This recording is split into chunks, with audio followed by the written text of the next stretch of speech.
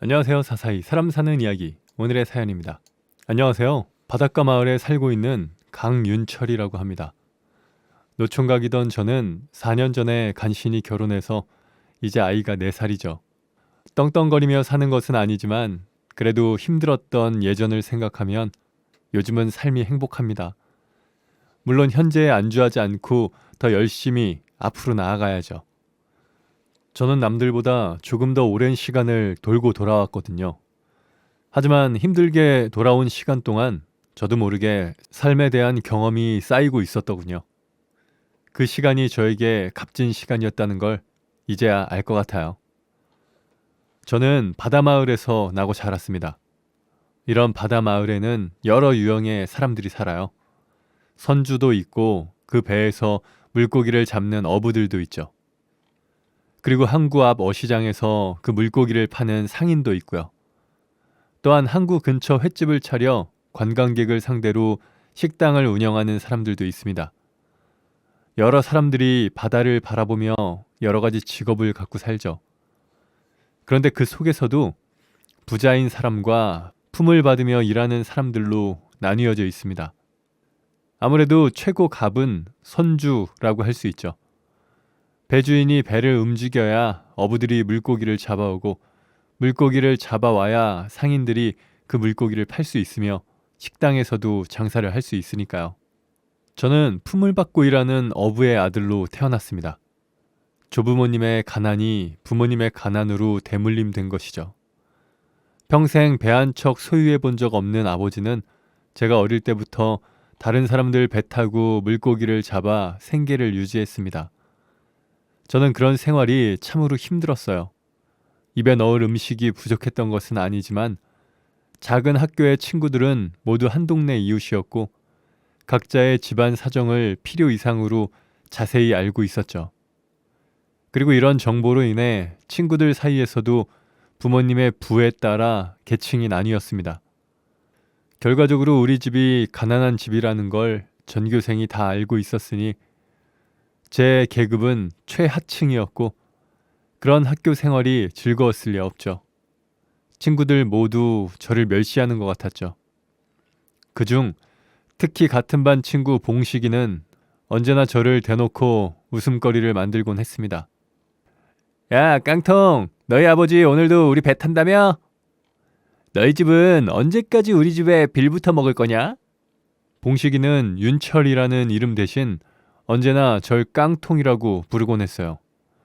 그리고 우리 아버지가 본인 아버지 배에서 일하는 것을 조롱하며 떠들어대곤 했죠. 그러면 주변 친구들도 깡통거리며 한마디씩 거들곤 했습니다. 그런 봉식이가 너무나도 싫었지만 그렇다고 덤빌 수는 없었어요. 우리 아버지가 가장 자주 타는 배가 봉식이 아버지의 배였거든요. 제가 아무리 싫다 해도 아버지는 봉식이네 배를 타곤 했습니다. 아버지, 봉식이네 배 좀 안 타면 안 돼요? 다른 집 배도 많잖아요. 그래도 봉식이 아버지가 삭슬 제일 잘 쳐줘. 그러니까 타는 거지.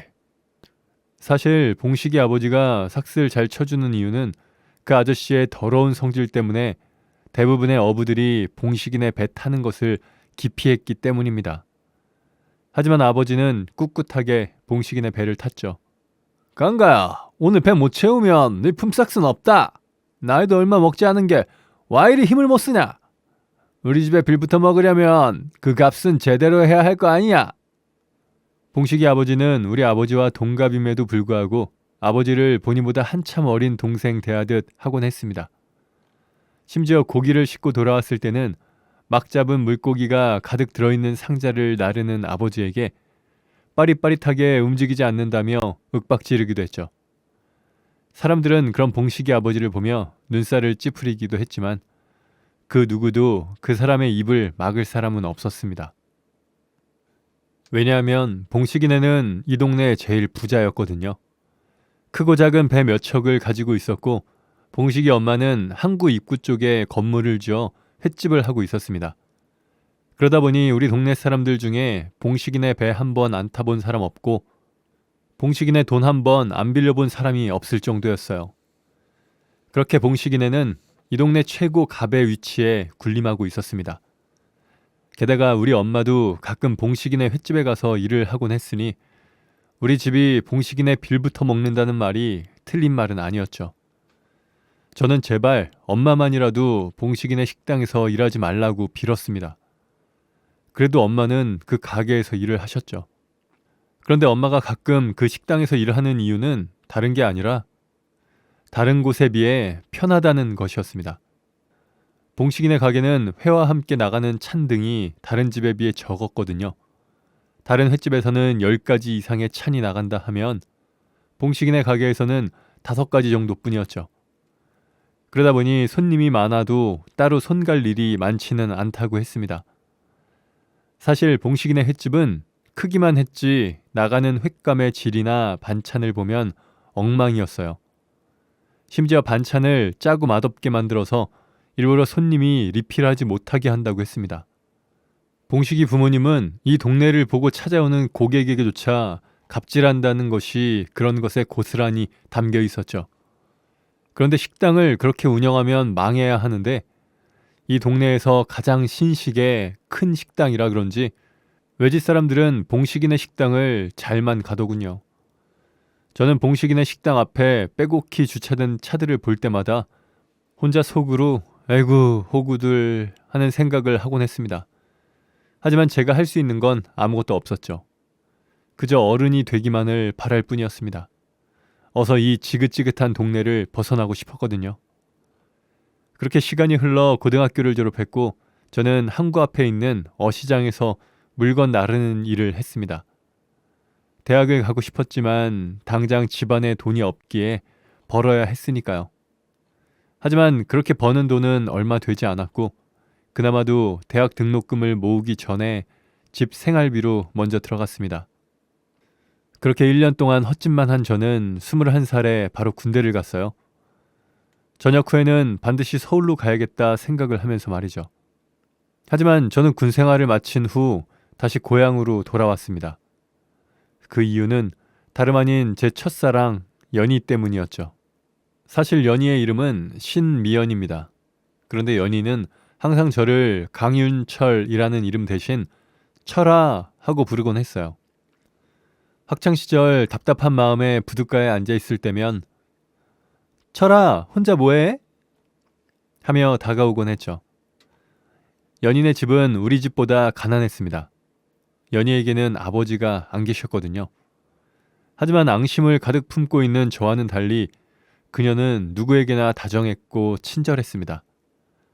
그러다 보니 또래 남자애들 중 연희를 한 번도 안 좋아한 사람이 없을 정도였죠.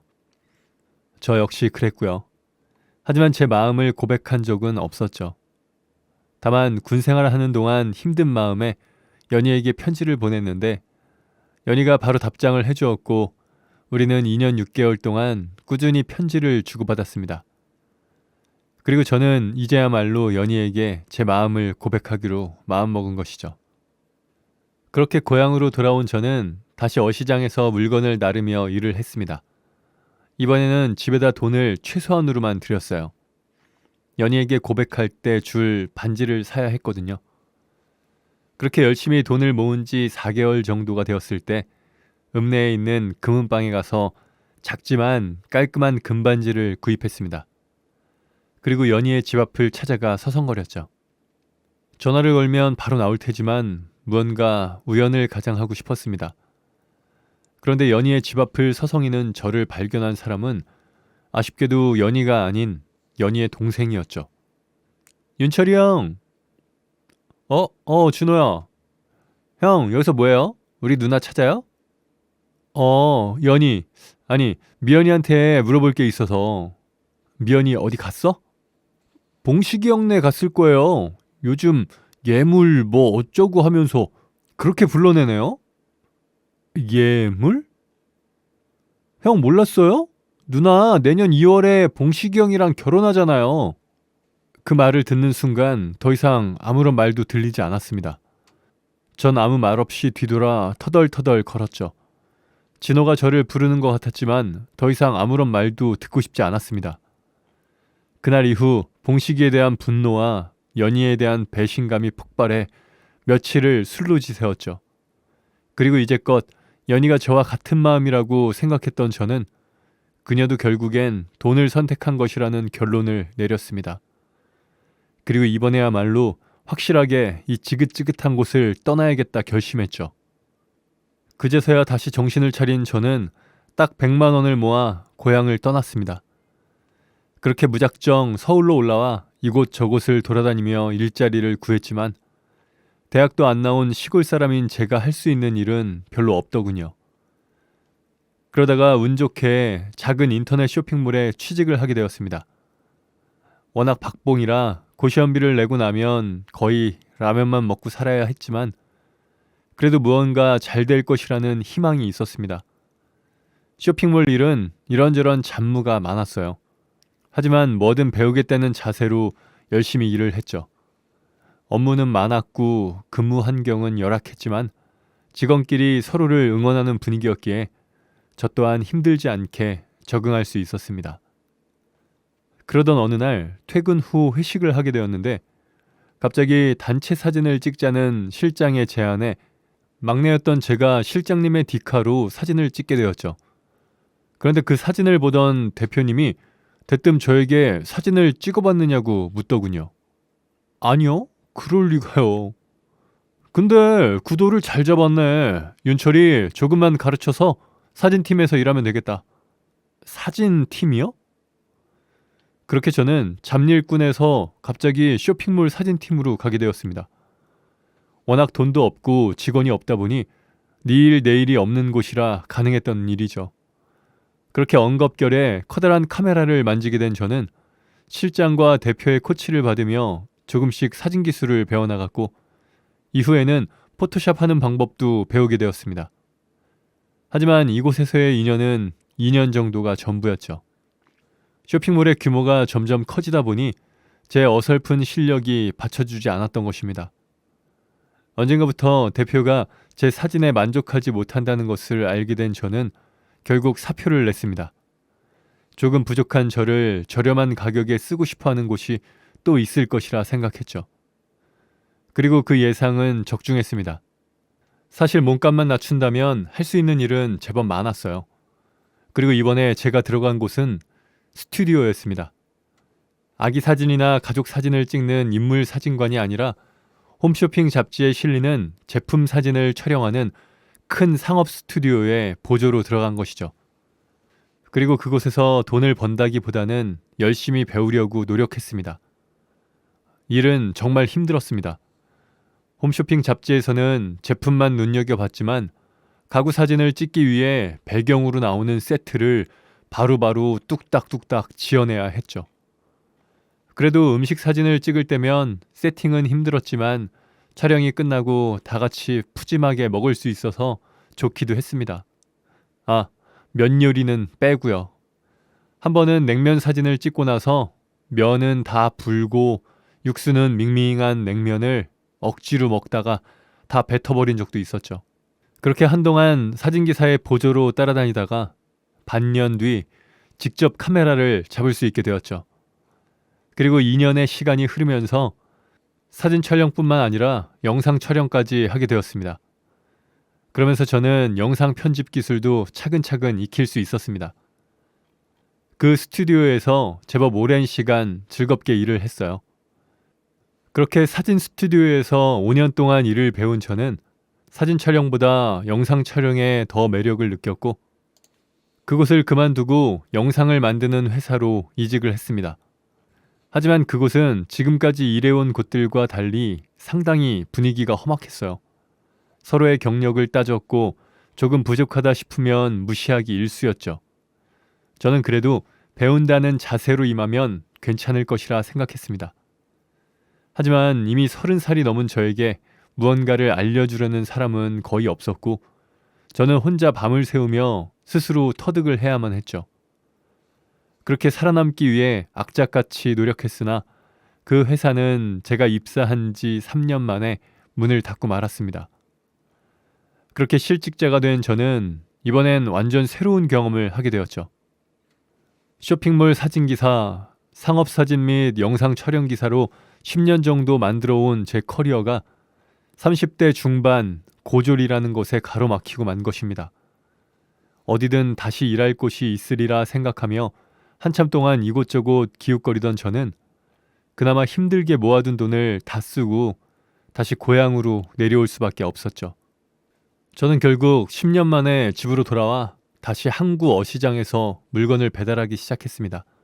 또다시 비웃음을 살 것만 같았기에 친구들에게도 따로 연락하지도 않았어요. 그렇게 어시장에서 일한 지 일주일이 지났을 무렵 시장 옆에서 노점을 하고 있는 연희와 연희 어머니를 만났습니다. 철아, 신미연? 씁쓸한 표정으로 봉식이의 안부를 물으니 연희의 표정이 요상하게 바뀌더군요. 몰랐구나. 나 이혼했어. 봉식이는 이미 재혼도 했고. 전혀 몰랐어. 미안해. 미안하긴 네가 뭐가 미안해. 자신의 이혼 소식을 전하는 연희의 표정이 왠지 모르게 밝아 보였습니다. 그날 저녁 연희와 저는 일을 마치고 만나 저녁을 먹게 되었죠. 오랜만에 만나 그런지 너무나 어색했기에 시장에서 파는 회에 소주를 한잔 했습니다. 둘 다 술이 들어가니 조금씩 분위기가 편안해지더군요. 철아, 그때 집 앞에 왔었다면서? 미안해. 그때는 그게 옳은 선택인 줄 알았어. 너도 알다시피 이 동네에서 우리 집이 제일 가난했잖아. 그런데 이 가난에서 벗어나는 방법은 공부밖에 없겠더라고. 나는 못 갔어도 동생들은 대학도 보내고 싶었어. 봉식이 아줌마가 봉식이랑 결혼하면 동생들 학비 다 해준다고 하는데 결국 내가 내 발등을 찍은 거지. 나중에 진호한테 너 왔다 갔다는 소리 들었는데 얼마나 울었는지 몰라. 이제 다 지난 일이지만 너한테 꼭 사과는 하고 싶었어. 씁쓸하게 웃는 연희의 미소에 제 마음이 다시 저려왔습니다. 신경 쓰지 마. 다 잊었어. 그래도 다시 내 친구 해줘서 고마워, 철아. 근데 이혼은 왜 한 거야? 그냥 다 안 좋았어. 사랑해서 한 결혼이 아니다 보니까 같이 살기가 힘들더라고. 아휴, 됐어. 또 뒷말하고 다닌다고 난리 날라. 연희가 말을 아끼는 것을 보니 봉식이한테 당할 만큼 당한 모양이었습니다. 그래도 연희의 표정은 꽤나 밝아 보였기에 그나마 위안이 되었죠. 여전히 이 동네에서 부자로 살고 있는 봉식이와는 달리 연희는 이혼하면서 제대로 받은 게 없는지 지금은 시장 옆에서 노점을 하고 있다고 했습니다. 그래도 나름 단골이 있다며 조만간 돈 모아서 가게를 낼 것이라 했죠. 사실 연희 어머니가 생선이나 해산물 보는 눈이 아주 좋으세요. 그건 동네 사람들이 다 아는 사실이었죠. 연희야, 우리 같이 사업할까? 사업? 너랑? 무슨 사업?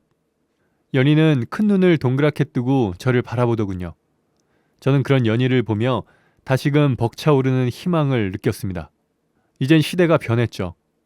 저는 지금까지 10년 동안 사회에서 배운 지식들을 바탕으로 쇼핑몰에서 익힌 기술들을 꺼내어 온라인 쇼핑몰을 열고 상업사진 스튜디오에서 오랫동안 배운 대로 정갈하고 맛깔나게 사진을 찍어서 연인의 생선가게 온라인 판매를 시작했습니다. 처음에는 반응이 거의 없었지만 연희와 제가 머리를 싸매고 고민한 끝에 온라인 판매를 시작한 지 1년 정도의 시간이 지나면서부터는 물건이 좋다는 후기가 쌓이면서 상품 주문에 가속도가 붙었고 연희와 저는 적지 않은 돈을 벌게 되었죠. 그리고 연희는 소원대로 시장의 좋은 자리로 가게를 열게 되었습니다. 그 덕에 온라인 마켓도 더욱 활성화되었어요. 이후 많은 분들이 함께 판매를 할 수 있도록 도와달라고 요청을 하시더군요. 저는 그저 연희를 도와줄 생각으로 시작한 일이었는데 연희네 노점이 빠르게 정식 가게가 되면서 매출이 늘어나는 걸 옆에서 직접 본 어시장 분들은 놀라실 수밖에 없었던 거죠. 착한 연희는 함께 잘 살아야 한다며 함께 온라인 판매를 할 수 있도록 해드렸죠. 이 작은 동네 상인 대부분이 온라인 판매에 참여하게 되었네요. 그러다 보니 우리 동네 어시장이 제법 유명해졌고 늘어난 관광객의 온라인 판매까지 하게 된 우리 동네 사람들은 예전보다 윤택한 생활을 하게 되었어요. 딱 한 집, 봉식이네는 빼고요. 사실 콧대 높은 봉식이네는 변한 세상을 조심했어야 했습니다. 여전히 횟집에 규모만 내세우며 장사를 하고 있었거든요. 그러다가 결국 일이 터지고 말았죠. 이 동네를 방문한 관광객이 봉식이네 식당을 갔다가 주문한 회에 대한 컴플레인을 했는데 봉식이 어머니가 그 사람과 싸운 것이죠. 그 일을 겪은 관광객은 사진과 함께 상세한 내용으로 자신의 개인 블로그에 올렸고 이 동네 횟집을 검색하면 그 포스팅이 꼭 뜨면서 손님이 점점 떨어지게 된 것입니다. 이후 뒤늦게 봉식이에게 연락이 와 온라인 판매에 대해서 질문을 했지만 야, 꼬봉, 이제 우리 집에 빌부터 먹고 싶냐? 넌 온라인 마케팅의 중요성도 몰라? 나이도 얼마 안 먹은 게 뭐 그렇게 아는 게 없냐? 하고는 전화를 끊어버렸습니다. 이후 이렇게 한다 저렇게 한다 시도는 해본 것 같은데 성과는 없었는지 봉식이 아버지가 배를 판매한다며 내놓았더군요. 그리고 2년 동안 착실히 돈을 모은 연희와 저는 부모님들이 좀 더 좋은 환경에서 사실 수 있도록 해드리고 2017년에 결혼을 올렸습니다. 온 동네 사람들이 연희와 제 결혼을 축하해 주었죠. 그리고 그 해 겨울 우리는 건강한 사내 아이를 품에 안았습니다. 그 아이가 벌써 4살이 되었네요. 저는 요즘 어시장에서 동영상으로 물건을 실시간으로 판매하는 라이브 마켓 방송을 시작했습니다. 어떻게 하면 더 좋을지 끊임없이 연구하고 노력하고 있습니다. 아내는 그런 저를 응원하기도 하고 냉철한 시각으로 문제점을 지적하기도 하는 최고의 파트너입니다. 괜찮은 생각을 말하면 제가 무슨 엄청난 사람이라도 되는 양 저를 추켜 세워주는 아내 덕에 매일같이 행복하네요. 사실 엄청난 사람이라서가 아니라 돌고 돌아온 삶에서 배워온 것인데 말이죠. 그래도 우리 아이는 저처럼 돌고 도는 인생을 살진 않았으면 좋겠어요. 하지만 아이가 자라면서 그 과정을 거치게 된다면 굳이 말릴 생각도 없네요. 우리의 삶의 모든 순간은 훗날의 걸음으로 남는다는 것을 이제는 확신할 수 있으니까요. 지금까지 저의 긴 이야기 들어주셔서 감사합니다. 네, 오늘 사연은 여기까지입니다. 사람 사는 이야기, 채널 구독과 좋아요, 알람 설정 부탁드립니다. 감사합니다.